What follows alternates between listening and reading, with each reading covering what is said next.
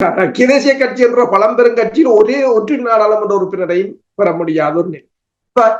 இப்பவும் அவருக்கு இந்த கட்சிகளின் ஆதரவு இல்லை என்று சொன்னால் திரும்பவும் அதை பெறுவாரா என்பது ஒரு மிக ஒரு கேள்விக்குறியான விடயமாகத்தான் இருக்கு.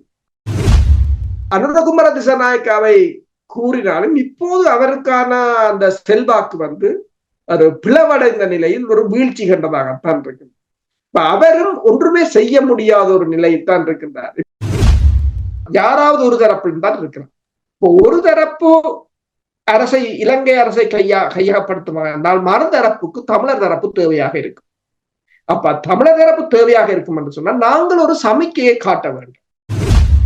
அதை தீர்த்து போட்டு சொல்லுங்க. அதை தீர்த்து சிங்களவனை எல்லாம் கலைச்சு அந்த மக்களின் வாழ்வாதாரத்தை நிலப்படுத்தி அங்கிருக்கின்ற ஒரு புத்த கோயில் ஒரு கல்லை தொட சொல்லுங்க. அப்ப எத்தனை கொமிஷன், எத்தனை வட்டமேச மாநாடு, சதுரமேச மாநாடு, தின்பு மாநாடு, இலங்கை இந்திய ஒப்பந்தம் எத்தனையோ கண்டு வந்துட்டாங்க. அப்ப ஒவ்வொன்றையும் கண்டு வரும் போது அது எங்களுக்கு ஒரு பாடம், கற்றுக்கொண்ட பாடங்கள் என்று இருக்கு. எங்களுக்கு ஒரு தேவையான இடத்தில், எங்கள் ஒரு முக்கியமான இடத்தில் ஒரு தவறானவர்களை வைத்திருந்தால் அது மிகப்பெரிய ஆபத்தாகத்தான் முடியும்.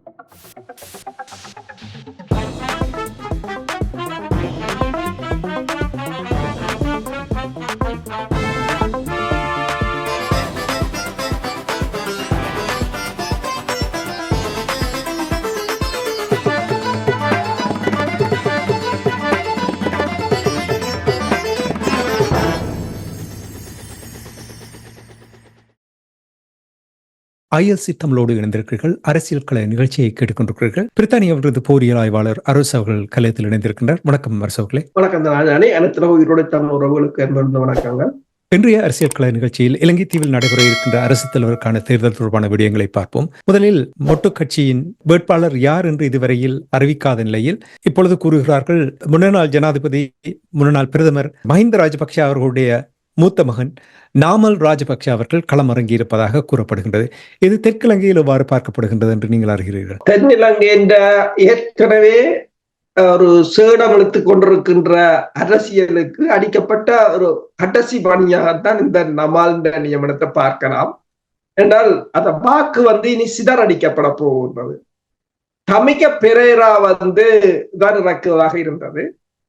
ஆனால் திடீரென்று அவர்கள் ஒரு முடிவெடுத்து ரமாலை இறக்கி இருக்கிறார்கள். என்னன்னு சொன்னால் தமிக பெரேராவை விட அவர் ஒரு என்னன்னு சொல்ற அவர் ஒரு வர்த்தகர் அல்லது ஒரு செல்வந்தர் என்று கூறலாம். ஆனால் அரசியல் ரீதியாக இளைஞர் மட்டத்துல நமாலை பொறுத்தவரையில் இன்றுக்கும் அவங்களுக்கு அந்த கட்சிக்குரிய ஒரு வாக்கு பலம் இருக்கத்தான் செய்யும். ஏனென்றால் நமால் இந்த ராஜபக்ச பேர் அல்லது பசிலின் பேர் அல்லது கோத்தபாய பேர் அடிபட்டாலும் நமால் அதற்கு இருந்து தப்பிய ஒரு ஆள். இதற்கு தமிக்காவை கடைசி நேரம் இறக்கியனால் ரணிலுடன் இடம்பெற்ற அந்த அந்த பேச்சுக்கள் அல்லது பேரம் பேசல்களில் ஏற்பட்ட தோல்வியின் ரணிலுக்கான ஒரு த்ரெட்டனிங்காகத்தான் அதனை பார்க்கலாம், ஒரு எச்சரிக்கையாக. இறுதி நேரத்தில் அவர்கள் வாபஸ் வாங்கலாம். இது இன்னும் அது உறுதி செய்யப்படவில்லை என்று இதை இவ்வாறு ஒருவரை களமிறக்கி உங்களுக்கு ஒரு நெருக்கடியை கொடுத்து உங்களிடமிருந்து பெற வேண்டியதை பெற்றுக்கொண்டு வாபஸ் வாங்கலாம். இது அரசியலில் எதுவும் சாத்தியமானது. ஆனால் நம்மாலே இறக்கியிருக்கிறார். அப்ப யாரோ கேட்டார்கள், தமிக்காவிடம் உள்ளகத்துல கேட்டார்கள், ஏன் உங்களோட பேர் தான் இருந்தது, ஏன் நீங்கள் போட்டியிடவில்லை என்று. அவர் கூறுகிற அம்மாவுக்கு சுகம் இல்லை என்று சொல்லி அரசு தேர்தலில் போட்டியிடுவதற்கும் அம்மாவுக்கு சுகம் இல்லை என்று சொல்வதற்கும் அதை ஏற்றுக்கொள்ள முடியாது. ஆனால் அதற்கு காரணத்தை யாரும் நிராகரிக்கவும் முடியாது. அவர் அப்படி சொல்லிவிட்டு அவர் போய்விட்டார். இப்ப இன்னும் சூடு பிடித்திருக்கின்றது. இப்ப பாத்தீங்கன்னு சொன்னால் பிரதானமாக ரணில் விக்ரமசிங்க, சஜித் பிரேமதாசா, அனுரகுமார திசாநாயக்கா இருக்கிறார்கள். அடுத்தது நமாலு முறங்கினால் 4 பேர். இப்ப நமாலுக்கு இப்ப ரணிலை அரசு தலைவர் வேட்பாளராக ஆதரிப்பதோ இல்லையோன்றதுல 21 பேர் எதிர்த்து வாக்களிச்சதுல நமாலும் ஒரு. அப்ப ரணிலை தங்கள் கட்சியின் சார்பாக நிறுத்தக்கூடாது என்பதில் தீவிரமாக இருந்தது. இப்ப கிட்டத்தட்ட 145 நாடாளுமன்ற உறுப்பினர்கள் 92 பேர் ரணில் பக்கம் நின்றாலும் மிகுதியானவர்கள் இவர்கள் இந்த பக்கம் தான் நிற்கிறார்கள். இவர்களுக்கு வாக்கு பலமும் ரணிலை பொறுத்தவரையில் உங்களுக்கு தெரியும் ஐக்கிய தேசிய கட்சியில ஒரு ஆசனம் கூட பெற முடியாத ஒரு நிலையில் தான் இருந்தவர். தேசிய பட்டியலில் வருகிறார் என்று சொன்னால் ஒரே ஒரு நாடாளுமன்ற உறுப்பினரையும் தெரிவு செய்ய முடியாத ஒரு கட்சியை வழிநடத்தியவராகத்தான் இருந்தார். இப்ப தமிழர் தரப்புல பாத்தீங்கன்னு சொன்னாலும் 10க்கு மேற்பட்ட நாடாளுமன்ற உறுப்பினர்கள் இருக்கிறார்கள். இது கூட ஐக்கிய தேசிய கட்சி என்ற பழம்பெரும் கட்சியில் ஒற்றை நாடாளுமன்ற உறுப்பினரையும் பெற முடியாத ஒரு நிலை. இப்பவும் அவருக்கு இந்த கட்சிகளோட ஆதரவு இல்லை என்று சொன்னால் திரும்பவும் அதை பெறுவாரா என்பது ஒரு மிக ஒரு கேள்விக்குறியான விடயமாகத்தான் இருக்கு. இப்ப நமாலின் தரவு நமால் கடைசி வரையில் நின்று போட்டியிடுவாராக இருந்தால் இந்த 50% பெறுவது என்பது யாராலும் இயலாத ஒரு வேலையாகத்தான் இருக்கு. நாமல் ராஜபக்ஷ போட்டியில் நின்றால் இது ரணில் விக்ரமசிங்காவுக்கு ஒரு பின்னடைவை ஏற்படுத்தும் என்று நீங்கள் கருதுகிறீர்களா? அப்படி ரணில் விக்ரமசிங்காவுக்கு பின்னடைவை ஏற்படுத்தினால் இதனால் பலன் பெறுவது சஜித் பிரேமதாசாவா அனுரகுமார திசாநாயக்காவா? இப்ப பார்க்க போனால் சஜித் பிரேமதாசாவை இந்தியா ஆதரித்ததாக ஒரு பேச்சு ஒன்று இருக்கின்றது. அப்ப சஜித் பிரேமதாசாவுக்கு தான் இதுக்கு இதனால் இவர் என்று சொன்னால் இப்ப நமால் ராஜபக்ஷ ஊடாக இவர்கள் வாக்கை பிரித்தார்கள் என்று சொன்னால் சஜித் பிரேமதாசாவுக்கான வாக்கு பலம் அதிகரிக்கும். இப்ப பூகோள அரசியல்ல இப்போ மிகப்பெரிய ஒரு இழுபறியாக இருக்கின்றது. இந்த பங்களாதேஷ் பிரச்சனைக்கு பிற்பாடு நீங்கள் பார்த்தீர்கள் என்று சொன்னால் தான் இந்த நமாலின் பேச்சு வந்திருக்கின்றது. இப்ப இந்தியாவை பொறுத்தவரையில் இந்தியா தனது அதாவது இலங்கையில் ஏதாவது ஒரு விதத்தில் இலங்கையை தக்க வைக்க வேண்டிய அல்லது திரும்ப இலங்கையை பெற வேண்டிய ஒரு நிலையில் இந்தியா இருக்கின்றது.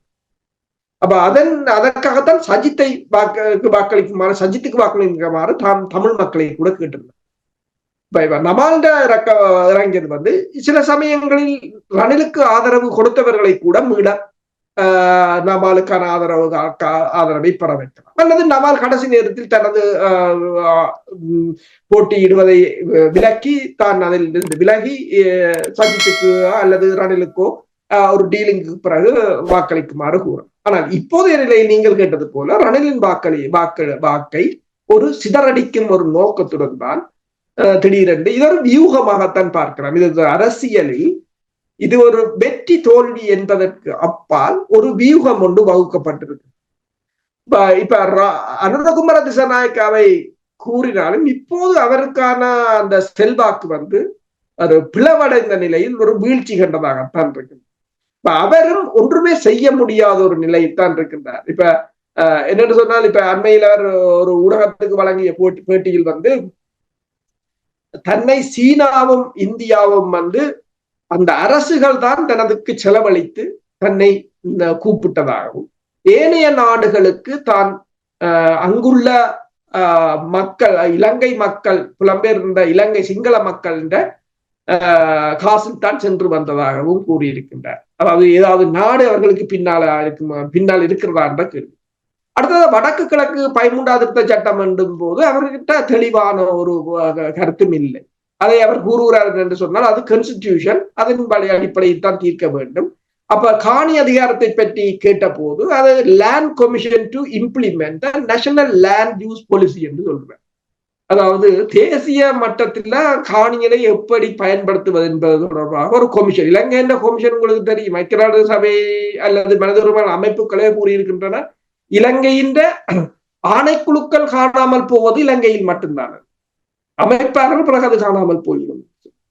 இப்ப தமிழர் தொடர்பாகவும் அவரிடம் தெளிவான கொள்கை இல்லை, சிங்களவர் மத்தியிலும் அவரிடம் தெளிவான கொள்கை இல்லை. இப்ப ரணிலை பொறுத்தவரையில் ஒரே ஒரு பிளஸ் பாயிண்ட் இந்த பொருளாதாரத்தில் இருந்து மீட்டதாக கூறுகிறார். அது அவர் கூறுகிறாரே தவிர, ஆனால் பிராந்திய நிபுணர்கள் அவ்வாறு பார்க்கவில்லை என்ற கருத்துக்களை கேட்கக்கூடியதா இருக்கின்றது இல்லையா? உண்மைதான். இப்ப ஆனால் ரணிலின் அரசை தக்க வைப்பதற்காக இப்பயும் பாத்தீங்கன்னா சொன்னா இந்த US8 என்ற அமெரிக்காவின் அமைப்பின் அசிஸ்டன்ட் அட்மினிஸ்ட்ரேட்டர் ஆசியாவுக்காரர் வந்திருக்கிறார். அவர் கிட்டத்தட்ட $24 மில்லியன் இப்போது இலங்கைக்கு உதவியாக தாங்கள் கொடுப்பதாக கூறியிருக்கிறார். அமெரிக்காவை பொறுத்தவரையில் இப்ப கடனாக கொடுத்திருக்க உதவியாக கொடுப்பது அமெரிக்கா குறைவுதான். இப்ப 1956ஆம் ஆண்டிலிருந்து இன்று வரையிலும் $20 பில்லியன் தான் அவர்கள் உதவியாக கொடுத்தார். இதை விட பிராந்திய நாடுகள் சீனாவாக இருக்கலாம், இந்தியாவாக இருக்கலாம், அல்லது ஜப்பான் கூட பெருமளவான உதவிகளை இலங்கைக்கு வழங்கி இருக்கு.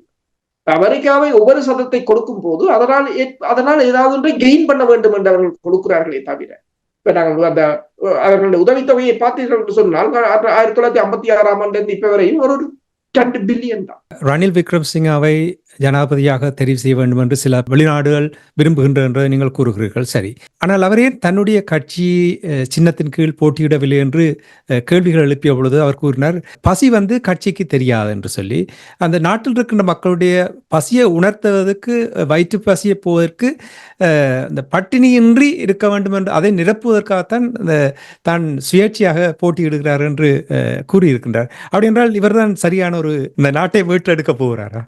இல்ல, 50 வருஷமும் கிட்டத்தட்ட நடுவில் சம்பந்தன் உடன் அவர் நாடாளுமன்ற உறுப்பினராக வரும்போது ரணிலும் அரசியலுக்கு பிரவேசித்தார். அன்றிலிருந்து இன்று வரையும் வந்து பசிக்கவில்லையான்றதா ஒரே ஒரு கேள்வி. என்னென்று சொன்னால் அதான் பொய்யும் புரட்டும் என்று சொல்லி, ஏனென்று சொன்னால் எந்த கட்சியில நிக்க முடியாது தென்னிலங்கையில. ஏனென்றால் போன முறை நீங்கள் உங்களோட ஐக்கிய தேசிய கட்சியில நின்று ஒரு ஆசனமும் பெறவில்லை. ஏதோ ஒரு அந்த அரசியல் ஜாப்பின் அடிப்படையில் தேசிய பட்டியலில் ஒரு இடம் கிடைக்கும் என்றபடியால் அதில் வந்தார், அல்லது அன்றே அவர் வந்திருக்க முடியாது. அதற்கு பிற்பாடு ஒரு அதிர்ஷ்டம், அது அமெரிக்காவினால் ஏற்பட்ட அதிர்ஷ்டத்தினால் ஒரு அரசு தலைவர் ஆனார். அடுத்தது அந்த கட்சியில் நிக்க முடியாது, அதுக்கு யாரும் ஆதரவை கொடுக்க மாட்டார். இப்ப மஹிந்த ராஜபக்சவின் கட்சியில் நிக்க முடியாது, அதற்கு அதை நிற்பதற்கு பயம். என்று சொன்னால் பொருளாதார வீழ்ச்சியை ஏற்படுத்திய கட்சி என்று மக்களிடம் அப்படி ஒன்று இருக்குமா, ஒரு எண்ணம் இருக்குமா, அல்லது அதில் நின்றால் ஏனையவர்கள் தரமா. சுதந்திர கட்சியில் நிற்க முடியாது, சஜித்துடன் சேர்ந்து நிற்க முடியாது. ஏனென்றால் எங்கு நிற்க முடியாது. தென்னிலங்கை என்ற அரசியல் கட்சிகள் நிலைமை அப்படி. அதாவது 15 வருஷத்துக்கு பிறகு, அதாவது தமிழ் மக்களை அழைக்கும் போது மீண்டும் மீண்டும் விதத்தை நாம் கூறுகிறோம், தென்னிலங்கையில் துட்டகெமுனுக்களாக பார்க்கப்பட்டவர்களையே நாட்டை விட்டு துரத்தி அடித்த ஒரு நிலைமையைத்தான் கொண்டு வந்திருக்கிறது. அதை வெளியில் சொல்ல முடியாது. நான் எந்த கட்சியிலும் நிக்க முடியாதுன்றதை வெளியில் சொல்ல முடியாது. ஆனால் அரசியல்வாதி அவர் எப்படியும் பேசுவார். இப்போது பசியை கொண்டு வந்திருக்கின்றார். அதுவும் ஒரு என்ன சொல்லுவது, ஒரு ஏமாற்றுத்தனம் தான். அதாவது எல்லாவற்றையும் ஒரு பக்கத்தில் ஒதுக்கி வைத்து விட்டு மக்களின் வயிற்றை நிரப்புவதற்கு ஒன்றிணைய வேண்டும் என்றுதான் அவர் வேண்டுகோளை விடுத்திருக்கின்றார். சிரிப்பாகத்தான் இருக்கின்றது. நீங்கள் கூறியது போல் இவ்வளவு காலமும் அங்கே சென்று விட்டார் என்ற சரியான கேள்வியை தான் கேட்டிருக்கிறீர்கள். இனி இதே நேரத்தில் நாங்கள் தெற்கிலங்கையில் உள்ள அரசியல் நிலைமைகளை பார்த்திருக்கின்றோம். இனி நாங்கள் தமிழ் தரப்பை பொறுத்தமட்டில் பொது வேட்பாளராக அரிய நேத்திரன் அவர்கள், முன்னாள் நாடாளுமன்ற உறுப்பினர் அரிய நேத்திரன் அவர்கள் நியமிக்கப்பட்டிருப்பதாக செய்திகள் வந்தது ஏற்கனவே எல்லோருக்கும் தெரியும். அது தொடர்பாக நீங்கள் எவ்வாறு பார்க்கிறீர்கள்? இப்போது பொது வேட்பாளர் ஒன்று நிறுத்தப்பட வேண்டும் என்பது தெளிவான ஒன்று. ஏனென்று சொன்னால் நாங்கள் இனிமேலும் சிங்களவர்களுக்கு வாக்களித்து விட்டு தேசியம் பற்றி கதைப்பதால் எந்தவித அர்த்தமும் இல்லை. அதற்கு நாங்கள் பல தடவைகள் கூறியிருக்கிறோம். உதாரணமாக இந்த பாலஸ்தீன போரிலோ ஆப்கானிஸ்தான் போரிலோ தாங்கள் இப்ப பல கட்சிகள் இருந்தாலும் தாங்கள் ஒரு நாளும் அவங்க எதிரிகளுடன் சேர்ந்து நின்றதில்லை. அதே போலதான் இப்ப நாங்கள் என்னென்று சொன்னால் இந்த பொது வேட்பாளர்ன்றது கட்டாயம் தமிழ் மக்களின் வாக்கு பலத்தை காட்ட வேண்டிய ஒரு தருணம். இப்போது இருக்கிற பூகோள அரசியலிலும் இப்ப இந்தியா சுற்றி வளைக்கப்பட்டு விட்டது. கிட்டத்தட்ட 2022ஆம் ஆண்டு இலங்கைய கோத்தபாயாவை கலைச்சு எடுத்தாங்க. அதுக்கு பிறகு பாகிஸ்தான், அந்த சமயத்தில் தான் பாகிஸ்தானில் ஒரு ராணுவ புரட்சியை கொண்டு வந்தாங்க. இப்போது பங்களாதேசத்திலிருந்து துரத்தி அடித்து விட்டார். அடுத்தது வடக்கு மட்டும்தான் இருக்கின்றது. வடக்கிலும் திபெத்தில ஒரு பிரச்சனையை ஏற்படுத்துவார்களாக இருந்தால் வடக்கும் சரி. அடுத்தது நேபாளத்தில் நடக்கும் போன்ற ஒரு அச்சம் இருக்கின்றது. இப்ப இந்தியா மீண்டும் இதை கைப்பற்ற வேண்டிய ஒரு நிலை இருக்கின்றது. இந்தியா கைப்பற்றினால் என்ன, திரும்பவும் அதை மேற்குலகம் கைப்பற்ற வேண்டும், அல்லது இந்தியாவுக்கு மேற்குலகத்துக்கும் இடையிலான ஒரு சமராக இருக்கு. ஒரு தரப்புத்தான் அரசை கையாள முடியும். இரு தரப்பிலும் இப்போ இருக்கிற நிலைமையில, அதாவது முந்தின கால இப்ப 90களில் 80களில் வேறுபடியும் எல்லாரையும் சமாளிச்சு போகலாம் என்ற ஒரு நிலை இருந்தது இவர்களிடம். இப்போது அப்படி இல்லை. இவர் யாராவது ஒரு தரப்பில் தான் இருக்கிறார். இப்போ ஒரு தரப்பு இலங்கை அரசை கையகப்படுத்துமா என்றால் மறுதரப்புக்கு தமிழர் தரப்பு தேவையாக இருக்கும். அப்ப தமிழர் தரப்பு தேவையாக இருக்கும் என்று சொன்னால் நாங்கள் ஒரு சமிக்கையை காட்ட வேண்டும். என்று சொன்னால் நாங்கள் இங்கு பிரிந்து நிற்கின்றோம், நாங்கள் இலங்கையுடன் இல்லை என்று என்னும் போதுதான் எங்களுடன் ஒரு பேரம் பேசுவதற்கோ அல்லது எங்களை ஒரு தங்கள் கண்காணிப்புக்கு அல்லது அவர்கள் கருத்தில் எடுப்பதற்கான ஒரு வழியை நாங்கள் ஏற்படுத்த முடியும். அதுக்கு இது ஒரு முக்கிய காரணம். அடுத்ததாக எமது மக்களிடமும் அடுத்த சந்ததியினரிடமும் நாங்கள் ஒரு எங்கள் தேசிய கொள்கையை கடத்த வேண்டும் என்று சொன்னால் சிங்கள கட்சிகளுக்கு வாக்களிக்கவில்லை என்ற ஒரு சம்பிரதாயத்தை நாங்கள் கொண்டு வர வேண்டும். சிங்களவர்களுக்கு வாக்களிப்பதில்லை என்னும் போதுதான் தமிழர்களும் சிங்களவர்களும் பிரிந்திருந்தார்கள், நாங்கள் ஒன்றாக இருக்கவில்லை, இரு நாடுகள் இருந்தது என்ற ஒரு தோற்றப்பாட்டை நாங்கள் எதிர்காலத்தில் மெல்ல மெல்ல வளர்க்கலாம். இப்ப வெற்றி தோல்வி என்பது இதில் இல்லை. இப்ப அரியநேந்திரனை நிறுத்தி இருக்கிறார்கள். அரியநேந்திரன் பிரதம அரசு தலைவராக வரப்போவதில்லை என்று எல்லோருக்கும் தெரியும், எல்லாருக்கும் தெரியும். இதுல வெற்றி தோல்வி என்றது இல்லை. நாங்கள் ஒரு தனித்துவமான இனம் என்பதை காட்ட வேண்டும். நீங்கள் தெளிவாக கூறுகிறீர்கள், உங்களுடைய பார்வை சிறப்பாக இருக்கின்றது. ஃபரிமார் மாஸ்டர், இராமேதரன் போன்றவர்கள் இதை நீங்கள் தெளிவாக எடுத்து வந்திருந்தீர்கள். ஆனால் தமிழ் மக்களை பிரதிநிதித்துவப்படுத்தும் மட்டக்களப்பு நாடாளுமன்ற உறுப்பினர் இரா சாணக்கியன் அவர்கள் தமிழ் பொது வேட்பாளர் விடயம் ஒட்டுமொத்த தமிழ் சமூகத்தை குழி தோண்டி புதைப்பதாக அவர் கூறுகிறார். இதை எவ்வாறு பார்க்கிறீர்கள்? இப்ப நாங்கள் ஏதோ கோபுரத்தில் அவரை ஏற்றி எங்களை வச்சிருக்கிற மாதிரி எல்லாம் இருக்கிறோம். இப்ப நாங்கள் கோபுரத்துல இருக்கிறோம். இப்ப எங்க இருக்கிறோம் நாங்கள்? இப்ப எங்க இருக்க? இப்ப சாணக்கியன் அங்க எந்த பகுதி? சாணக்கியன் மட்டக்களப்பு தானே? மட்டக்களப்பு. ஓகே. தேப்பன் அங்க இருந்தவர், தேப்பன் மயந்தான கட்சிதான் இருந்தார். பிறகு இவர் இதுல தமிழ் தேசிய கூட்டமைப்பு கூட்டியிருந்தார். ஓகே, அது பிரச்சனை இல்லை, தமிழ் பேர் இருக்கிறபடியா கூட்டியிருந்தாங்களோ தெரியாது. அங்க இருக்கிற ஒரு சாதாரண பிரச்சனை எடுக்கும். மட்டக்களப்புல மாதவன மயிலத்தனமாடு பிரச்சனை. அதை தீர்த்து போட்டு சொல்லுங்க. அதை தீர்த்து சிங்களவனை எல்லாம் கலைச்சு அந்த மக்களின் வாழ்வாதாரத்தை நிலப்படுத்தி அங்கிருக்கின்ற ஒரு புத்த கோயில் ஒரு கல்லை தொட சொல்லுங்க. அப்ப இவற்ற பவர் இருக்கு, இதற்கு இருக்கிற பவரை நாங்கள் என்னென்று பார்க்கலாம். ஒரு புத்த கோயில் ஒரு சின்ன கல்லை ஆட்டி பார்க்க சொல்லுங்க. அப்ப அடிமையா நீயே அடிமையாத்தான் இருக்கிற. அங்க பேசலாம், பாராளுமன்றத்துல பேசலாம், அது அங்கனைக்கு உள்ள அப்பாவி சனங்களே. ஆனா இப்ப பார்க்க போனா அந்த சனங்களும் இப்ப நம்புறேன் என்றால் தெரியும். எந்த ஒரு அரசியல்வாதியின் கருத்துக்கும் நான் சில இந்த சமூக வலைத்தளங்கள்ல போய் அந்த கொமெண்ட்களை மக்கள் அதுல எழுதுறதுல வாசி பார்க்கும் போதுதான் தெரிகிறது எந்த ஒரு அரசியல்வாதியும் மதிக்கிறது இல்லை என்று சொல்லி. இப்ப இது இது தேசியத்தை கட்டியமைப்பதற்கு ஒரு நல்ல ஒரு சந்தர்ப்பம். ஆனால் இவர்கள் இப்ப உதாரணமா நீங்கள் பார்த்தீங்கன்னு சொன்னால் மனோ கணேசன் அவர் வடக்கு கிழக்கை பிரதிநிதித்துவப்படுத்துவது இல்லை, ஆனால் சஜித் பிரேமதாசாவுடன் தான் நிற்கிறார். இப்ப அவர் ஒன்றை கூறுகிறார் என்று சொன்னால் வடக்கு கிழக்கு மக்கள் சஜித்தின் ஐக்கிய மக்கள் கூட்டணிக்கு வாக்களிக்க வேண்டும் என்று சொல்லியும், அப்படி வாக்களிச்சால் என்ன நடக்கும் என்று நான் யோசிச்சேன். சரி வாக்களிச்சால் என்ன நடைமுறைக்கு சாத்தியமான தீர்வை தருவார்கள் என்னென்று தெரியாது, அவருக்கும் தெரியாது என்ன தீர்வு என்று. உங்களுக்கு இந்த நடைமுறைக்கு சாத்தியம் என்று சொன்னால் என்ன நடைமுறை என்னன்னு தெரியாது. இப்படி நாங்கள் எத்தனை நாளைக்கு நாங்கள் சாணக்கியன் சொல்றதை பார்த்தால், இவர்கள் சொல்றதை பார்த்தால் இந்த தமிழ் மக்கள் எல்லாம் ஒரு சிந்திக்க முடியாதவர்கள் என்றும் என்ன நினைச்சு கொண்டிருக்கிறார்கள் என்றுதான் இப்ப ஒரு கேள்வி. இந்த மக்கள் அடுத்தடுத்த தலைமுறை என்று ஒவ்வொரு ஜெனரேஷன் என்றது அது மிகவும் ஒரு அறிவுபூர்வமாக தான் வந்து கொண்டிருக்கும். இப்ப என்னை பொறுத்தவரையில், என்ற மகளை பொறுத்தவரையில் என்னை விட அறிவு கூடவாத்தான் இருப்பார், தவிர என்னை விட குறைவாயிரும். அதுதான் அந்த கூர்ப்பின் தத்துவம் என்று சொல்றோம். ஆனால் எல்லோரையும் முட்டாள் என்று நினைக்கிறாரான்றதுதான் ஒரு கேள்வியாக இருக்கின்றது.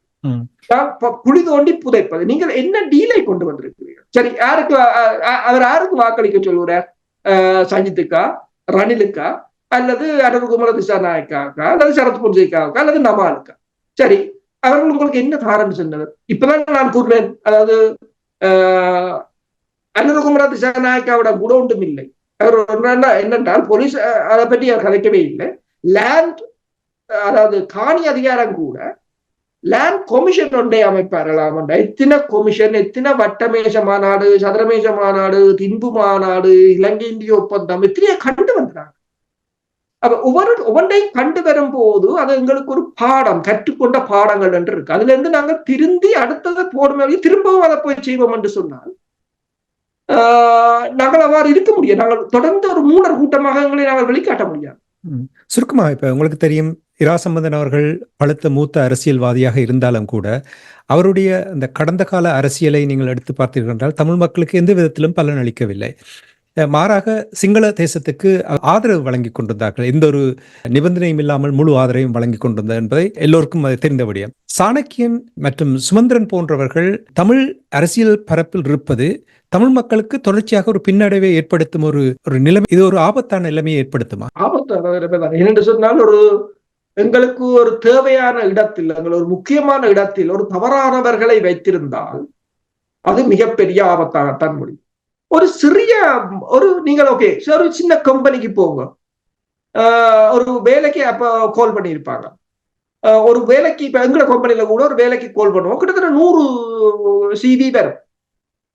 அப்ப அந்த சிவியை பார்த்து இந்த வேலைக்கு ஏற்றவனை தான் நீங்கள் எடுப்பீங்க. ஏனென்று சொன்னால், இல்லை என்று சொன்னால் கம்பெனியை கொலாப்ஸ் ஒருத்தர் எடுத்து விட்டு. அப்ப ஒரு சின்ன ஒரு நிறுவனத்துக்கே இவ்வளவுத்துக்கு நாங்கள் பார்க்கும் போது இது ஒரு இனத்தை பிரதிநிதித்துவப்படுத்துகிறவர்கள். அப்ப இவர்கள் தவறானவர்களை வைத்திருப்பது உண்மையா அந்த தவறானவர்களை தெரிவு செய்தது யார் என்று சொன்னால் தமிழ் தேசிய கூட்டமைப்பு தான், அல்லது தமிழரசு கட்சி தான் இந்த வேலையை செய்தவர்கள்.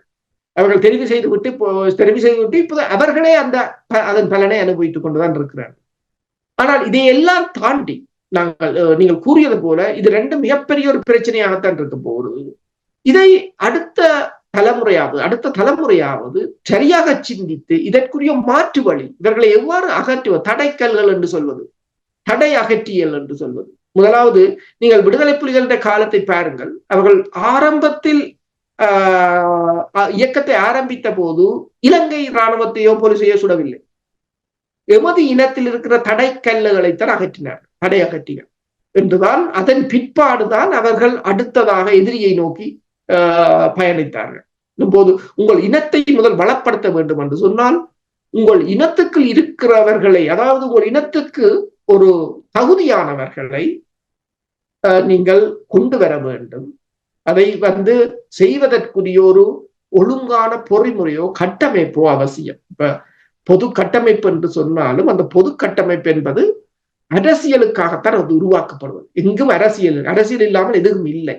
அப்ப அந்த பொது கட்டமைப்பு சரியாக இயங்க வேண்டும் என்று சொன்னாலும் ஒரு சரியான அரசியல் எமது தேசத்தை நிர்வகிக்க வேண்டும். இல்லை என்று சொன்னால் இரண்டும் இயங்க முடியாது.